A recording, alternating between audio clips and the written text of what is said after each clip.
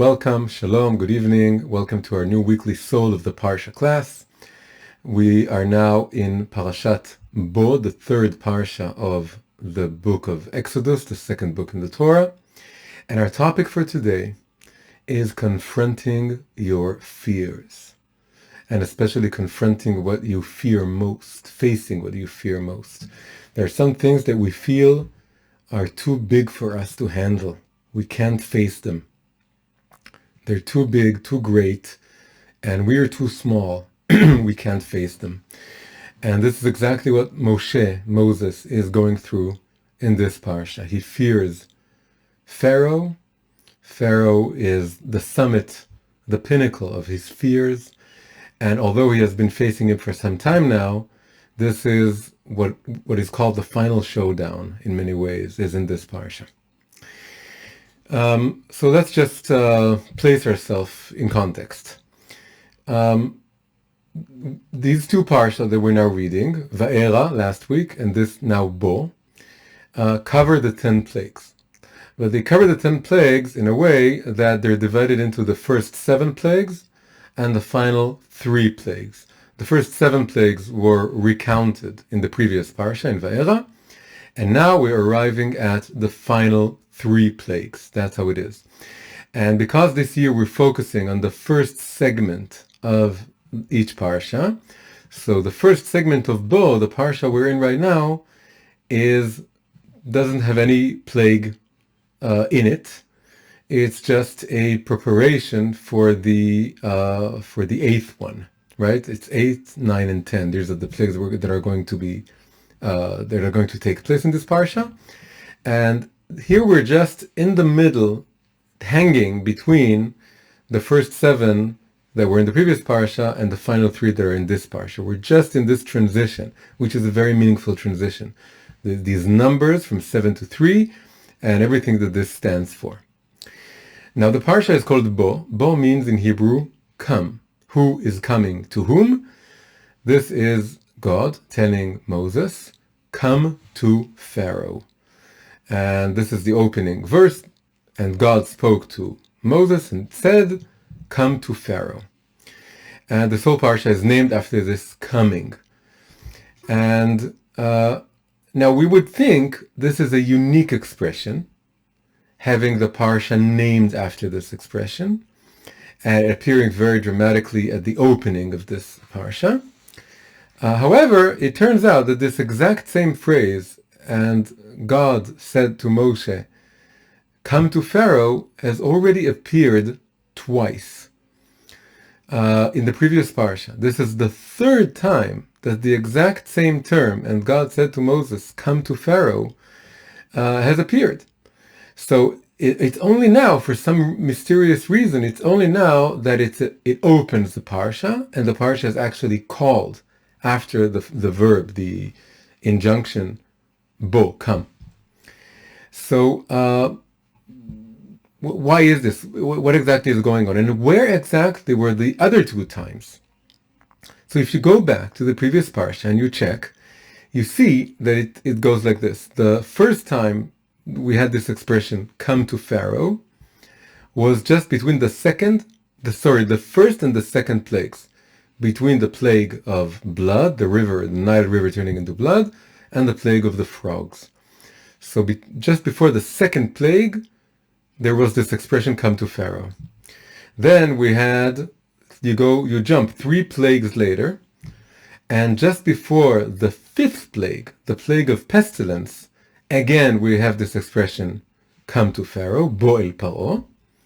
And then again we jump 3 more plagues, and we arrive at this parsha, and then just before the 8th plague, again, the 3rd time, come to Pharaoh, Bo el Paro. So it's just before the 2nd plague, the 5th plague, and the 8th plague, with the first 2 being in the first parsha, and the final 3rd one being in this parsha. So we need to make sense of this. But let's start with something very beautiful, very simple, very beautiful. The Hebrew word, which is the name of this parsha, Bo, is just a 2-letter word, and it's made up of the letter Bet, which is the 2nd letter in the alphabet, and the letter Aleph, which is the 1st letter in the alphabet. Very simple word. And So it's 2 and 1, right? That's how the word is built. It's bet and aleph, which is numerically 2 and 1. So just looking at this number, it reflects the appearances of the expression come to Pharaoh, because we have 3 times it said, with the first 2 being in the previous parsha and the final third one being in this parsha. So there's something very beautiful that the word itself reflects how this expression appears. Twice in one parsha, the third in this parsha. Now, but it's even more beautiful than that. Everything in the Torah that comes with the number 10, there are several groups of 10 in the Torah, like the 10 Commandments, which we'll talk about later on. And there's also the 10 plagues. And there are more 10s. Every time we have the number 10, according to Kabbalah, it corresponds to the 10 Sefirot, the 10 divine emanations, with which Hashem, God, has created the world and is continuously recreating the world, and channels divine energy, divine light into the world. So the 10 plagues are another example of this. How does one make the correspondence between the 10 plagues and the 10 Sefirot, the 10 divine emanations? It could go from the top down, from the bottom up, and there are also some other systems. But the main system, which the Arizal, the greatest Kabbalist, Rabbi Isaac Luria, 16th century Kabbalist who spent the last years of his life and died and is buried in Tzfat in Israel, he said, he's the most important Kabbalist, and he said that the 10 plagues correspond to the 10 Sefirot if you count them, if you go over the Sefirot from the bottom up. So you start with the final Sefirah, which is Malchut, and you end with the first Sefirah, which is Keter. And this goes beautifully with the fact that the plagues are divided into 7 in the previous parasha and 3 in this parasha. Why? Because the 10 Sefirot are divided into the upper 3 Sefirot, which correspond to the intellectual faculties of the soul, and the lower 7 Sefirot, which correspond to the emotive faculties, the emotions and modes of behavior that are in our psyches. So if the plagues are counted from the bottom up, it's a bottom-up process. So it makes beautiful sense, perfect sense, that the first 7, which correspond to the emotive powers, would be in one parsha, and then the final 3 in another parsha. Now I'm going to share with you the following diagram. In this diagram, you can see the correspondence between the plagues and the Sfirot and how they play out in these 2 parashot. So let's count them from the bottom up. And of course, we're going in the reverse direction of the Hebrew. The Sefirot go from right to left, so we're going from left to right. Actually, it's more natural for an English speaker. If this were in Hebrew, it would be counterintuitive. So going from the bottom up, it's blood, and then we go up to frogs, and then lice, and then the wild animals, and then we go up to pestilence, and then boils, and then hail. That was the 7 plagues that we read about in the previous parsha. And then finally we go up to locusts and darkness and the plague of the firstborn in this parsha. Right? Lower 7 that correspond to the body and to the emotional faculties of the faculties of the heart, the attributes of the heart, and the upper 3, which correspond to the head or to the intellectual faculties. Now, remember, the 3 appearances of the expression "come to Pharaoh" appeared just before the 2nd, the 5th, and the 8th plague. What does this tell us? So look at the screen. They come precisely just before the 3 triplets, the 3 triangles.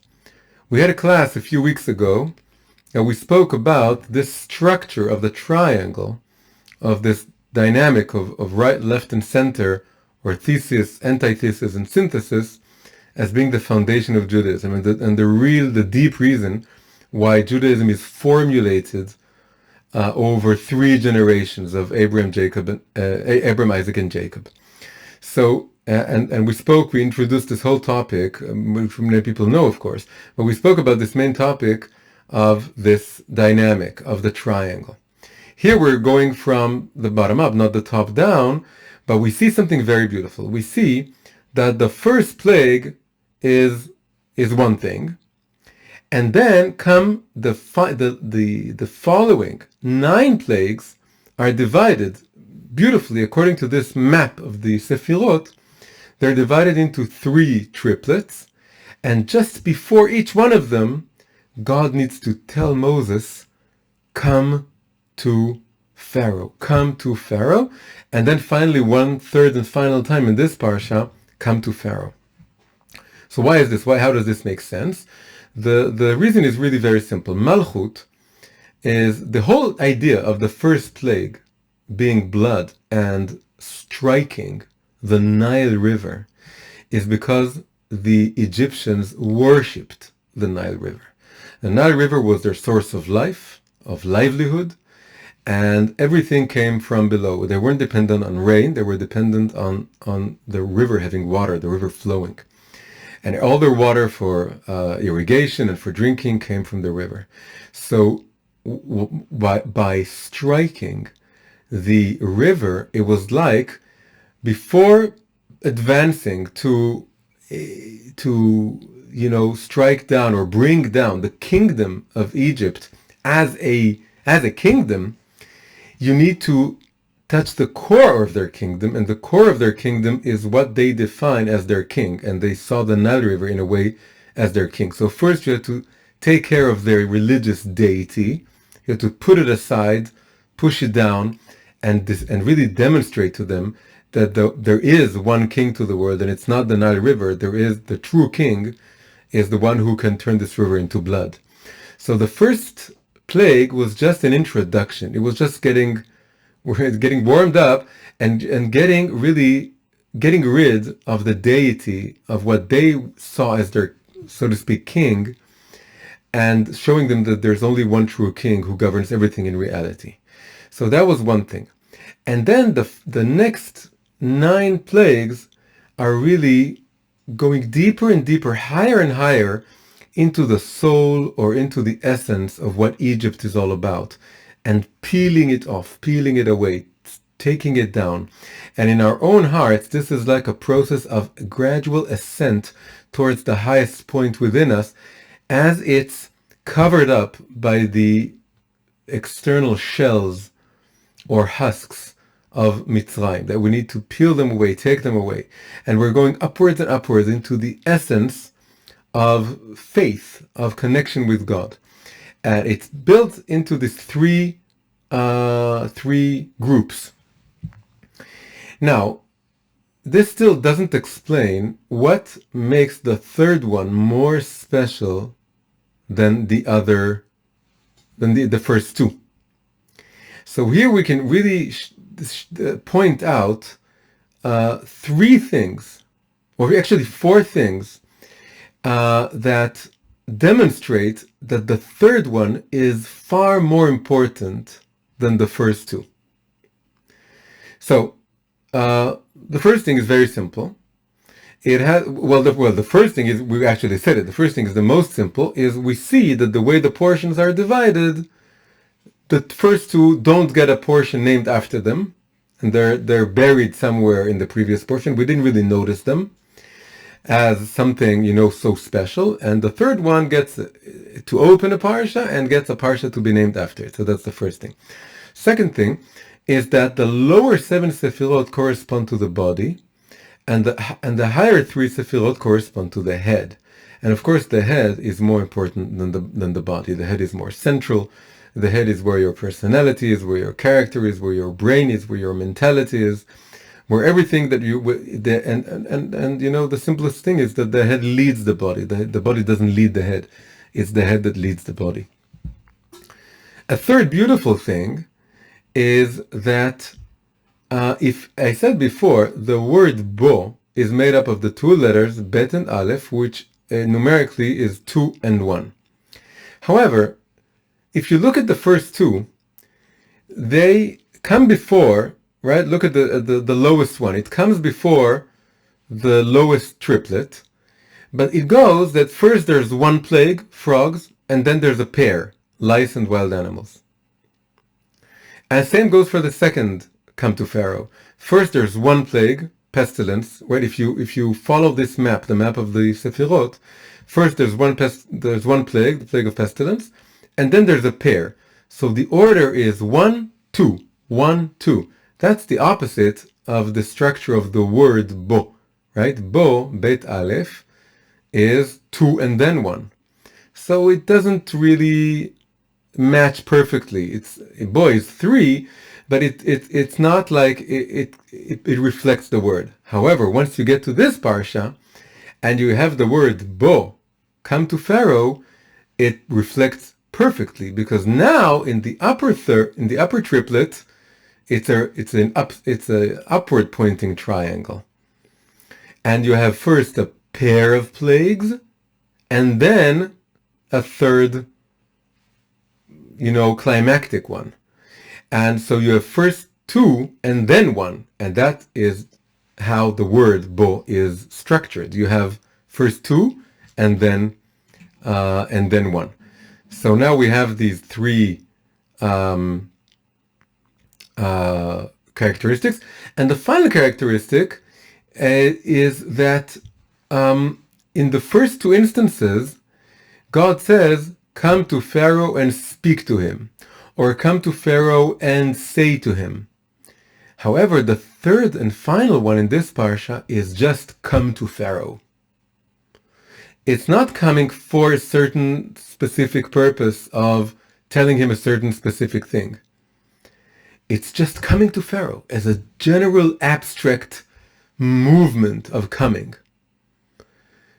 So it's almost like it's in the first 2 instances it was coming for a certain purpose, and in the third instance the coming is the purpose. It's not a means to an end. It's in some mysterious way, it's the end itself. The purpose is coming into Pharaoh. Okay, so we have 4 things here that separate very, very clearly the third bo from the first 2. It has its own parsha. It opens its own parsha, and the parsha is named after it. It corresponds to the head. It reflects the Sephirotic structure of first a pair of plagues and then a third one, as opposed to the first 2.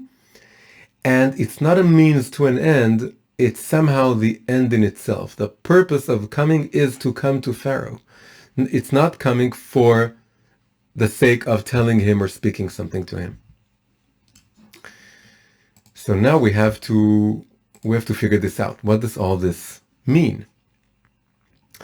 So there are 2 more secrets. Everything in this class today, this evening, is about the transition from 2 to 1 and from bet to aleph. So there are 2 more beautiful things, secrets, ideas that have to do with this transition, and when you put them all together, we get to really the crux of the story here, which is, like I said before, confronting one's fears. But before we get to that, let's look at so again, 2 mysteries or 2 ideas, and that have to do with this movement from 2 to 1, and when we wrap it all up, we'll get it. So the first thing is, I said before, there are several groups of 10. To be precise, there are 3 major groups of 10 in the Torah. The first important group of 10 is the 10 utterances with which God created the world. The world is created in 10 utterances. The sages go over them, and they do something interesting. They say that you can clearly see 9 of them, and then they say, well, the first verse, "In the beginning God created the heavens and the earth," that's also a saying. It's a saying without the word God said, but it's a saying. So you have 10 utterances that make the world. The second important group of 10 is ahead of us. It's not before us. we didn't pass it. We're going in the direction, is the 10 Commandments. The 10 Commandments and the 10 utterances they really go together. And according to the Zohar, they absolutely correspond, because the 10 utterances create a world, but the world is devoid of meaning and purpose in and of itself. It's just a world. You can get lost in the world. You can live your life in the world and it doesn't make any sense. The 10 Commandments imbue the world with meaning and purpose, and they tell us what God wants us to do with the world.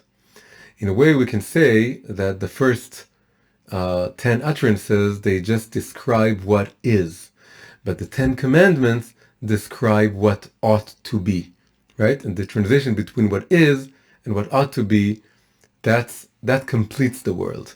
If you just have a world and it's devoid of meaning or purpose, then it's created for no reason. So the true reason the world is created is that the world is waiting and waiting for 26 generations, from the creation of Adam and Eve to the receiving of the Torah at Mount Sinai. It waits for the Torah to be revealed and to imbue the world with purpose and meaning, not just to tell us what is, but what ought to be, and how things should move from just being to turning the world into what it should be. Now, how do the 10 utterances begin? What letter do they open with? If we said that the first utterances is in the beginning God created the heavens and the earth, so it would be in Hebrew, Bereshit, bara Elokim et hashamayim ve'et haaretz. Bereshit starts with B, that is Bet. How do the 10 Commandments begin? They begin with, I am Hashem your God, who brought you out of Egypt. In Hebrew, it's Anochi Hashem Elokecha, starts with the letter Aleph. The creation of the world starts with Bet. The giving of the Torah starts with Aleph. So the transition between the world, what is, and the Torah, what ought to be, is a transition from 2 to 1. Together it's like the word Bo. Right? It's also a movement from plurality to unity. 2 stands for duality, or in general, if you broaden the concept, it's plurality in general. And then you move from that to unity. God's unity is revealed and the Torah is given to us. However, in order for the 10 Commandments to be revealed, we need to have, in between them, we need to have the 10 plagues. Why do we need the 10 plagues? Because the idea is that the world itself is revealed. Everyone can see the world, you can see nature, and enjoy the 10 utterances. But to hear the 10 Commandments, Aseret HaDibrot, it's a different speech, it's a deeper, higher speech. You need to break a certain external shell that covers your ears and covers the world and covers God's words. And this is the shell of Egypt, of Mitzrayim. And the whole descent into Egypt is really symbolic of the soul descending into the world. And then in order to hear God's, not just his utterances, that these are revealed, but to hear his commandments, what he wants of us, what he expects of us, how he touches our souls and tells us what he wants us to be, is it's covered, it's hidden. And because we're covered, we're hidden in the shells of Egypt. So the idea is that the 10 Commandments, it's like this thing that is on the inside, it's what we call is Israel, and on the outside is what we call Egypt. And the Egypt needs to be broken, and the Israel, the inner dimension, needs to be revealed, and then the commandments can be heard. So going into Egypt is falling into the depth of the material world, and then the plagues is breaking and breaking and breaking the external shell so that the hidden words of God are revealed. So the movement between the 10 utterances, which start with Bet, and that this is the duality and plurality of the world of the many, the reality of the many, many different things in the world. The transition from that to the world of unity, to hearing the one God's will of what he wants us to do with this world, which is in the Ten Commandments, is we have to go through the word bo. Bo is the transition between bet and aleph. And we need to go through these 10 plagues of breaking and breaking and breaking. And the deeper we go, the higher we go, the more we break until we get to the essence of our own souls, which resides in the highest sephirah. If you look at the utterances and the commandments, the highest sephirah would be the first utterance and the first commandment. First utterance is in the beginning. First commandment is, I am the Lord your God that brought you out of Egypt, which is really the command to believe in God. However, in the plagues, it's the final plague, not the first plague, because the plagues go from the bottom up. So to get to reveal the highest essence, we need to go all the way to the final commandment. In a way, if we when you saw the correspondence to the Sefirot, then you saw that the final bow, the third bow, corresponds to the upper 3 Sefirot, but especially to the last one, to the firstborn, the final plague. Why? Because same idea. We have first 2 and then 1. We had 2 instances of bow and then a third one. So within that third one, the first 2 plagues are not the main thing. It's bet leading to aleph. So the aleph is the final 10th plague. That's like breaking the final shell in order to reveal the first commandment, which redeems or brings, raises up and brings meaning and purpose to the first utterance. The first utterance is in many ways the most important utterance. Everything was created in the first utterances, according to most interpreters. And also, all the commandments are included in the first commandment. So the final plague is the most important one. The final plague is the plague that releases the first commandment, the command to believe in God, to have this connection to God.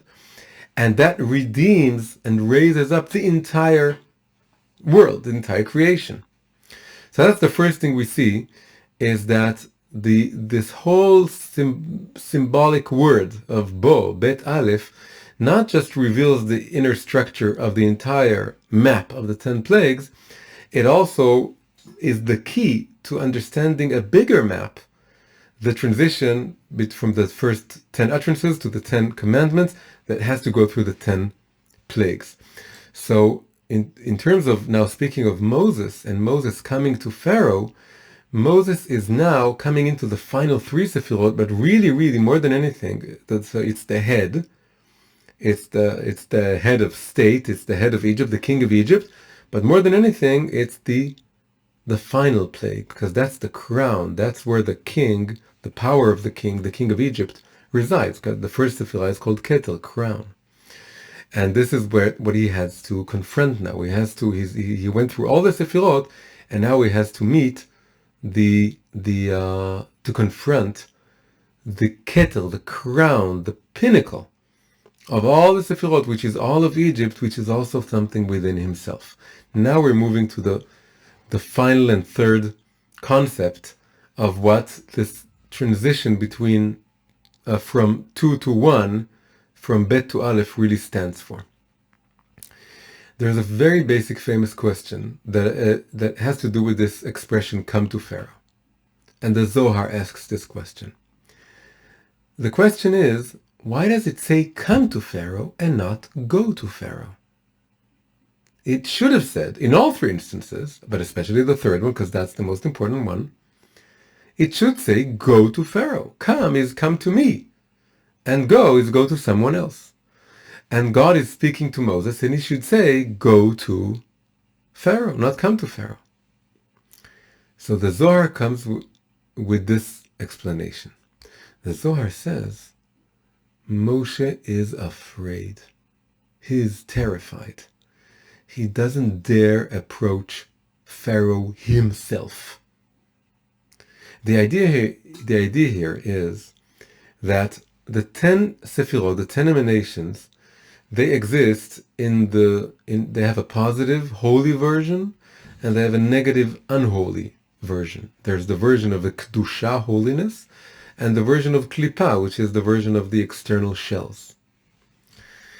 And Pharaoh is the crown of the shells. He's the Keter de Klipa. He is the pinnacle of the impure, unholy structure of the Ten Commandments. And he's called, the prophet Ezekiel describes him as this giant serpent who dwells within his river and who says, the river is mine and I have created myself. He pretends to be the king of the world. We spoke about the Nile River being the king in some way, but that was just on the outside. On the inside, the deep religion of Egypt, we can say, is Pharaoh being the king. Pharaoh is the true king here. And why? Because he says, I created myself. He is the giant serpent that, so to speak, pretends to be creating itself, right? In the Greeks called it the Ouroboros. We call it the circular circle, Nachash Kalaton. And and this is something that is extremely powerful, pretentious. It could be pathetic, but it isn't pathetic in this case. There's some power to this claim, and there's some madness to Pharaoh, which Moses feels is beyond his scope to face. So the Kabbalistic explanation, and this is where we get to how this connects to Bo and Bet Aleph 2:1, is that Pharaoh is the crown of the impure realm. Moses belongs to the holy realm, to the pure and good and positive and holy realm. But he doesn't come from the crown. He comes from the second Sephirah. He comes from the Sephirah of Chokhmah, wisdom. Right? The first Sephirah is called Keter, which means crown. Second Sephirah is called Chokhmah, which means wisdom.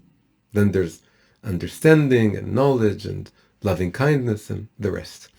But the first two are crown and wisdom. Pharaoh is rooted in the first Sephirah, which is the Sephirah of crown, the impure, unholy version of it. But it's the highest Sephirah. The highest power manifests itself in the negative realm as the most powerful lowest of things. There's a principle that the higher the spiritual root, the lower it falls when it falls into this world. So the most despicable king is in some strange way rooted in the highest Sephirah. Pharaoh is the most despicable, the most rude, the most cruel of kings. But he's rooted in the highest Sephirah. Moses he's a righteous man, he's a good man, he comes from the realm of holiness. But he's not rooted in the highest Sephirah, he's rooted in the second highest Sephirah. So again we have the number 2 and the number 1. Moses is number 2 in the holy world. Pharaoh is number 1 in the unholy world. Imagine someone who's on the path of tshuva, returning to God, repenting and rectifying his ways. Previously, before he discovered God and the Torah and started doing tshuva, he had a certain teacher or guide or mentor or guru, or just some good friend who was a kind of guide or teacher for him. And then he realized, this person, that this is not a good teacher. This is not a good way. This teacher is very brilliant. He's very sharp. He's very bright. He's very talented. He's extremely knowledgeable. Maybe has some powers maybe. But it all belongs to the unholy world. So he leaves him. And he's going on the path of tshuva. And he starts joining the right path, and he finds good rabbis and good teachers and starts studying Torah and changes his entire life, that it goes in a way that's connected to his soul, that's connected to God, that's doing God's will. What happens if he meets his old teacher? So he now knows that the old teacher, everything about him is wrong. His teachings are wrong. It's an unholy world. Everything that he's teaching, it's all either very ego, or it's a big lie, or it has to do with a lot of pride, or whatever it is, it's not holy, it's not divine. It doesn't have to do with putting God in the center. Either this teacher or guru is the center, or he says there's no God and it's just some atheist or some, abstract spirituality that is all about, just leaving this world and not rectifying the world, not rectifying yourself truly. Whatever it is. He has distanced himself from this teacher. He now is connected to something far higher than the teacher. But it doesn't change the fact that the teacher is still brighter and smarter and more talented and more, maybe has more confidence and has more authority, and maybe he's also older than him. It's very frightening to confront your old teacher, even though you're now connected to something that is far higher and better and bigger than all the teachings of the teacher, because in some way he is still a teacher and you are still a student compared to him. So you could say that this old mentor figure for you, and I'm sure many of you know this experience.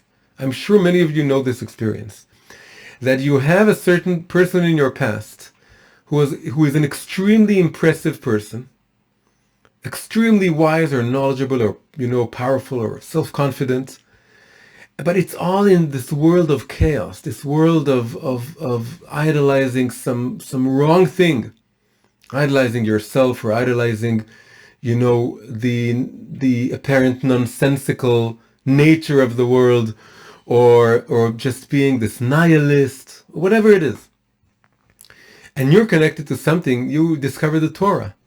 But still in some way you feel that he is rooted in the sphere of Keter, but you are rooted at the most in the sphere of wisdom. Right? He is connected to some crown, a negative crown. But the crown by essence is higher than what you're connected to, which at the most is the level of wisdom. You're not as powerful or smart or confident as he is. So it's very confusing, because that you're connected to something much higher, but who you are, you're not as high as he is, and you don't have this power that he has. And this is exactly what is going on with Moses now. Moses grew up with Pharaoh in the palace. Pharaoh is older, Pharaoh is more powerful, Pharaoh runs a whole kingdom, Pharaoh is experienced in being a king, Pharaoh has all the power in the world. So he's the crown, but he's the crown of Egypt. Moses has pushed away all of that. He went to the desert, he became a shepherd, he discovered God in the desert. He became the messenger of God. He can speak to God. He's a prophet. He now knows that Egypt is one big lie. The palace is one big lie. It's all one big lie. But he doesn't have the crown yet. He's connected to the level of wisdom. He is number 2 of holiness, and Pharaoh is number 1 of unholiness. So again, it's those two numbers, those two letters, Bet Aleph.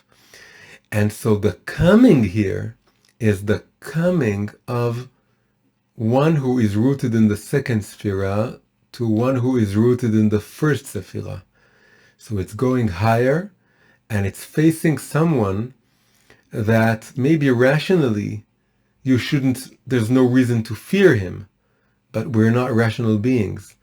And irrationally, you feel you're terrified. You're petrified. You can't move. You can't face him.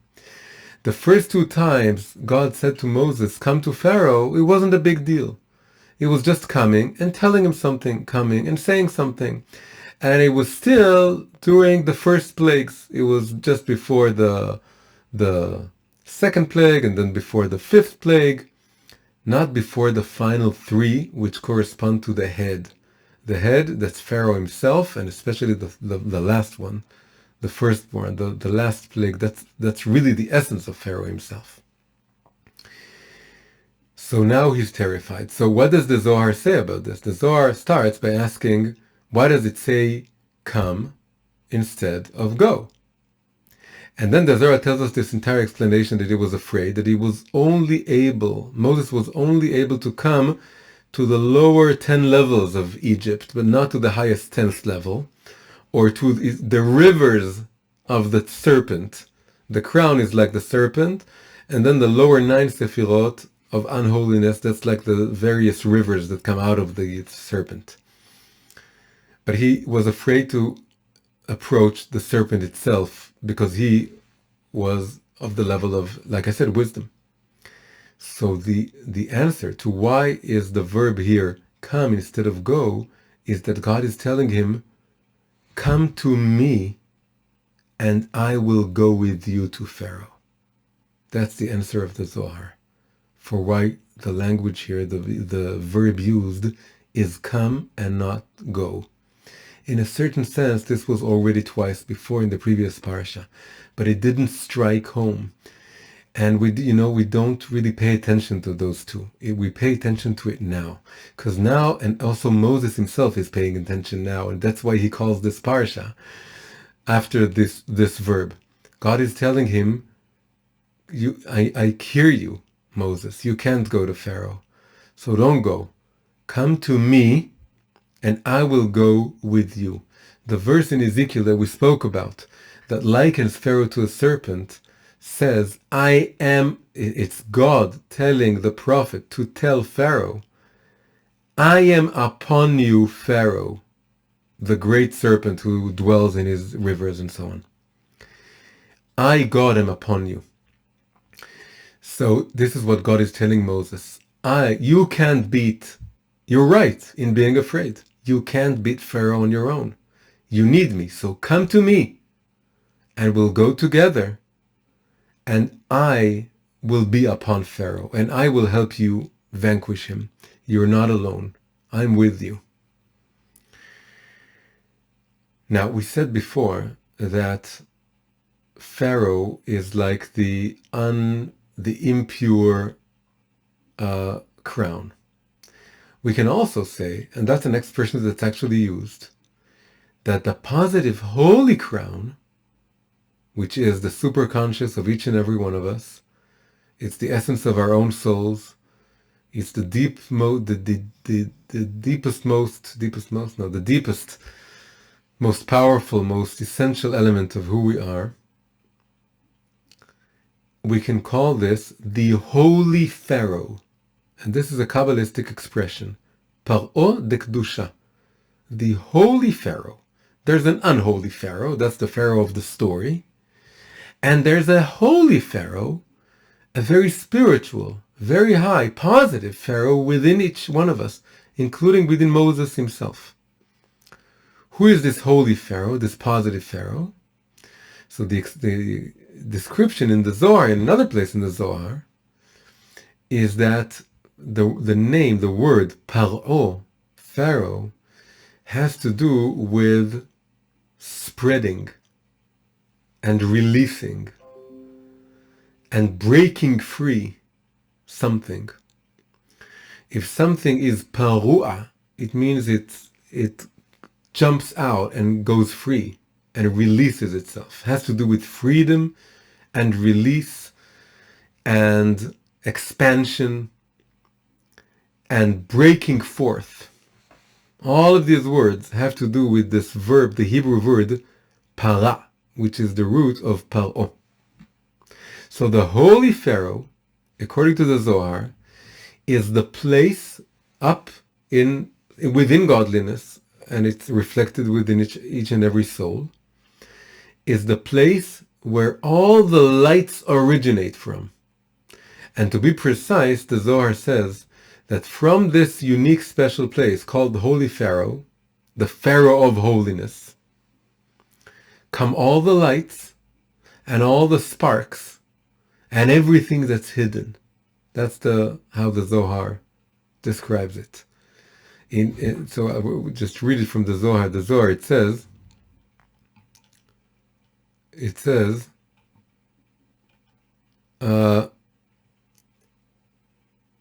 דהתפרעו והתגליין מיני כל נהורין וכל בוצינין, כל מדהבסתים מטעמן. From this, the Zohar tells us about the expression the home, the house of Pharaoh. Had to do with, it revolves around a story of Yosef in the palace. It comes from Genesis, but it's very relevant for this parsha as well. It's the place where all the lights and the sparks and everything that's hidden breaks forth, goes forth, is revealed. Itpari'u, that's the name of Paro.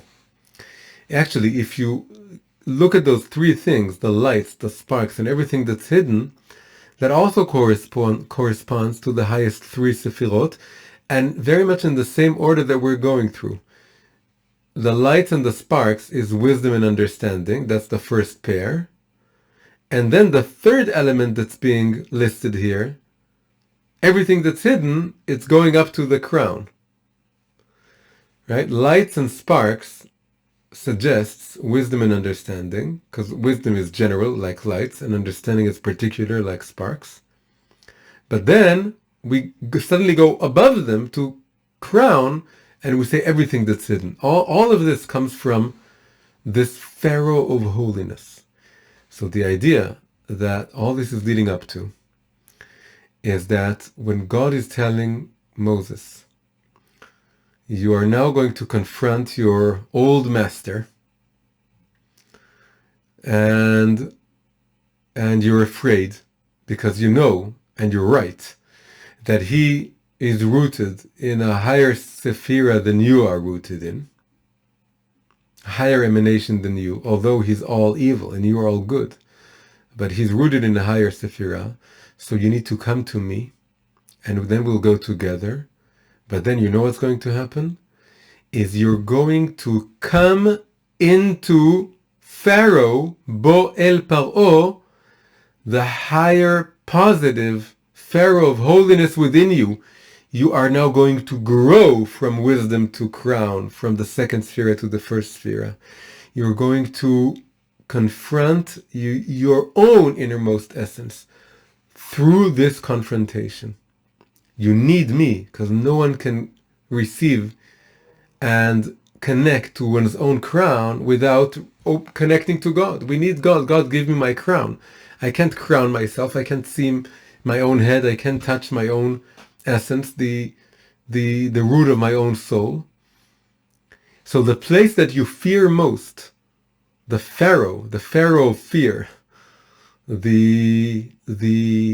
this place that you fear the most, it's because what's hidden there is your own highest essence, the Pharaoh of holiness within you.